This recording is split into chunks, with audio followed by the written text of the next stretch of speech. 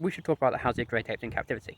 It's a very controversial issue. Let's talk about why. In 2023, the YouGov poll found that 71% of Britons will go to zoos. However, it also found that only 48% support housing megafauna there. There is, of course, some science behind this.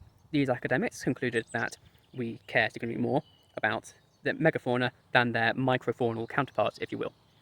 And this study found that the UK, France, and Spain rank gorillas and chimpanzees at 10th and 11th in terms of most charismatic species. At this point, you might be wondering why we house such species in captivity at all. Well, it's primarily conservation. Zoos in the UK are legally required to provide education, participate in captive breeding programs, and also to fund conservation in the wild. However, there are some flaws with this. For one, this study suggests that zoos do a rather poor job at educating the public. After all, who's going to the zoo to look at plaques about the animals in front of them? Moving swiftly on, captive breeding. Captive breeding has saved species from extinction before. If you look at the Scimitar horned oryx, it's done so not once, but twice. All great apes are either endangered or critically so. This is chiefly as a result of habitat destruction. There is a chance that by the time we need our captive bred populations, there won't be anywhere to put them.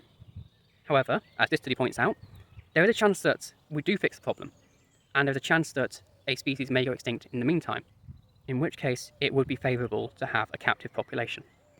Of course, whilst both these are problems, neither of them are welfare concerns.